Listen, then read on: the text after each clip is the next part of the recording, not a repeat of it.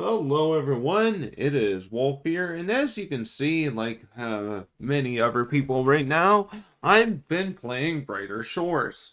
And while I want to give a little bit of my own opinion on this game, I want to actually go over some issues that people had with the games, some issues or misconceptions that people had with the game that is either been fixed, is going to be fixed, or isn't actually an issue once you play the game a little bit and take some time to understand it. So first off, people were saying like keybinds. That's already been worked on. You can already change all your keybinds. The ability to also be able to turn the camera with your middle mouse button, remap, all that, that's to be switched. The ability to have a default action, like for example, when you do combat in this game, you have to click, right? Everything in this you have to click, it pops up a menu. But in combat, you have to click to pop up the menu, and then you have to select your weapon, and then you can start attacking. Well, it's supposed to be changing the default action, and so you can just click once, you'll start attacking, and that's it. You can just choose whatever your default weapon is. So that's going to be worked on, and they're going to fix that in some time.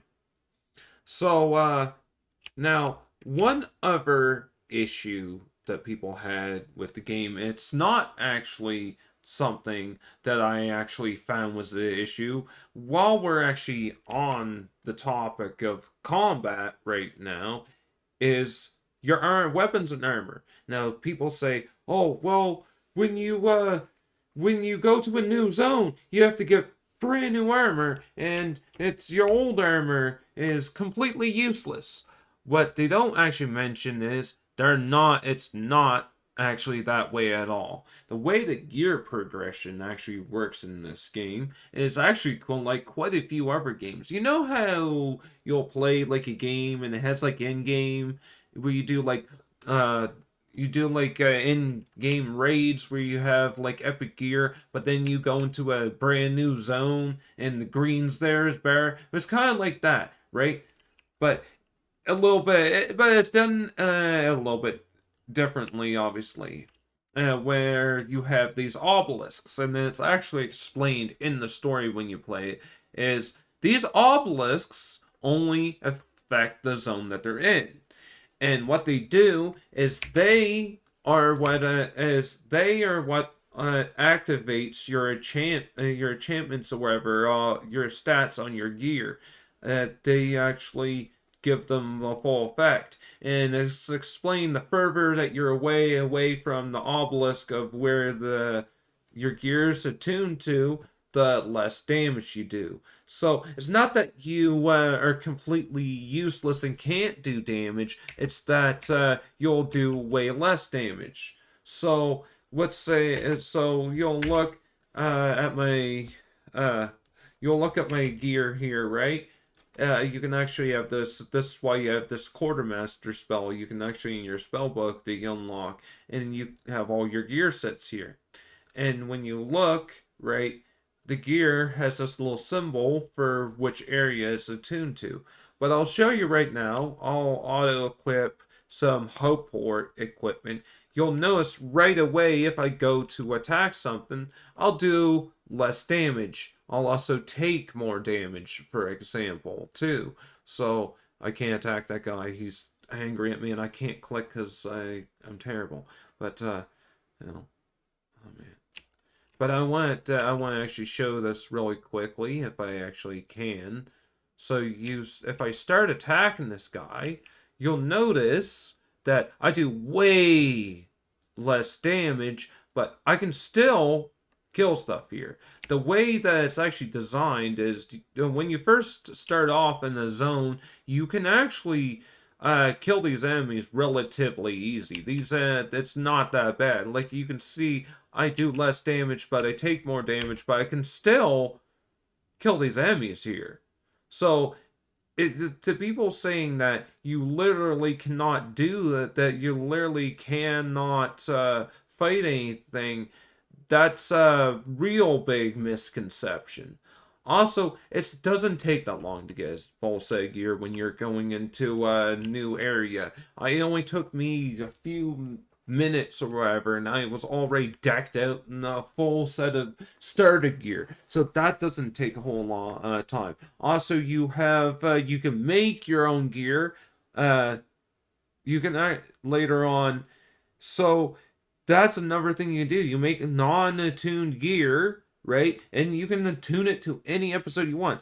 And the reason it's done that way, even Andrew Gower mentioned, is to make it feel like it's fresh going into a new zone, where so you don't have a whole bunch of power creep. You don't go into a brand new zone, totally destroying all the enemies. That's the intention. And another issue, I don't think is an issue, is the game is, yeah, like this here, when across the different zones, your professions are different. So, like, for your combat, you start as a guard, then you go on the scout, and so forth. And there's a reasoning behind it. And even that is mentioned in the game, is because you're training to become a soldier. So you're learning different skills and stuff. Like, you start off as a guard, then you have to learn scouting and so on and so forth. But then you unlock your class later on in the game. And this game has like a combat triangle. So you have like Cryer Knight is ice, then you have Hammer Mage that's electricity, then you have guard, I think it's like guardsman or whatever, and that's actually nature, and they all like the ice is strong against nature, or nature strong against lightning, and lightning strong against ice, that type thing.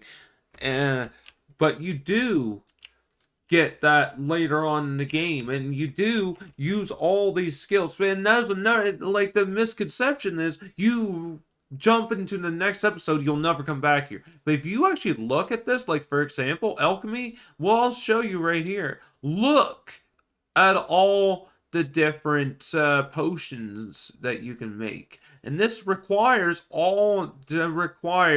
materials, ingredients from all the different episodes, right? So you need to gather from different episodes, and then you have to go back to episode one to do alchemist, so you still have a purpose to do that. Yeah, I don't know exactly what they're gonna do with, like, what the use is for, like, fishing and cooking's gonna be later on. Right now it's these are actually mainly just to help you make money, but but then you get carpentry, and like you make your weapons armor and whatever. So it's not that you start over. People saying that you start over, your progress is reset. No, you have a total level that makes up of all your skills across each area, and it's to make it easier for new players that are getting into the game, so they aren't confused. As someone that has ADHD, I actually like how this was done, because you get to familiarize yourself with these skills. You move on to the next area, you get to familiarize yourself with these skills, and then the next areas. And the way it works is that this game is heavily quest based. So if you don't like quests, you might not like this game. But if you're someone that likes, for example, if you like RuneScape's quest, you'll like this game. But it's interesting in the fact that you can actually do quests. You can start all the quests here, but you'll get to a point where it'll be like, okay, you need to gather a certain fish or whatever that's at a certain level. And that's actually a thing where you'll have to go back to these. I don't know. I haven't done a whole lot of quests. There might be quests later on in the game. Let's say from here that requires you to go back here to do fishing. So you will have to go back here to do fishing. It's not going to be useless, like people keep making everyone believe. I really like how it's done. I like the gear progression. It's interesting, keeps it fresh. I like the fact that you unlock different skills. And I mean, it was already mentioned that it was gonna do it that way. It just we no one knew exactly what he meant. He said he was gonna add new skills in for each episode. They actually mentioned that, oh, you trained each of these skills in each episode. So it's like this game, after playing it for a while though, I have actually come to really enjoy it. After I come to the understanding, it's to keep it so there's not a whole bunch of power creep. It's try to keep as much power creep out of the game as possible by and to make it less of a headache for newer people, right? Because how many times have you played a MMO where people play MMOs and they get into a game that's been out for a few years? It's like, oh, I don't know what to do, and they quit, right? So I think that's good. I think it's really good, and I hope that this game really takes off and has a brighter future, hence name Brighter Shores. Because I hope it has a bright future because I think it's really good, and I think that there's people just need to give it more time, right? The people that have been saying that they're not sure or they're indifferent. I was one of those people too. When I first started this game, I wasn't sure how I felt about it. But now, after I put some time into it, yeah, especially when you get part way through when you get part way through episode 2, it all starts coming together. It really starts to open up, and things make a lot more sense. So, if you've only, like, I've seen people say that they've only played this game for an hour and it didn't seem like it was a game for them.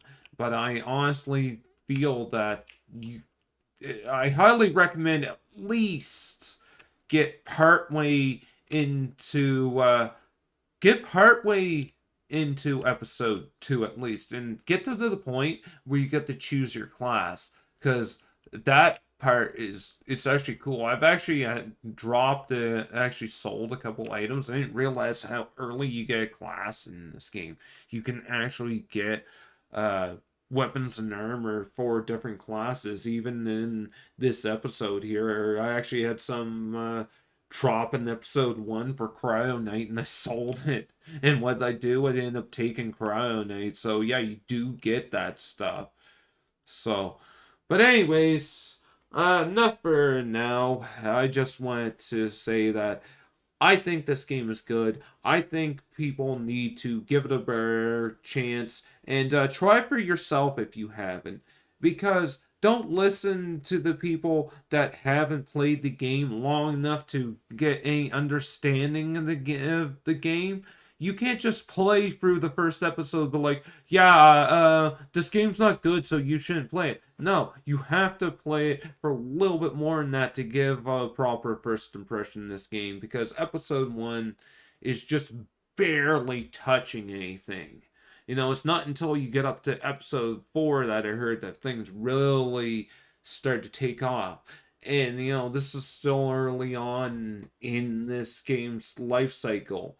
That we're just getting some early content to hold us over until he releases a lot more. There's gonna be things like group content. There's gonna be PvP, bossing. Well, actually, there's already a couple bosses. If you play for the game, people will say, "Oh, there's no bosses." There are.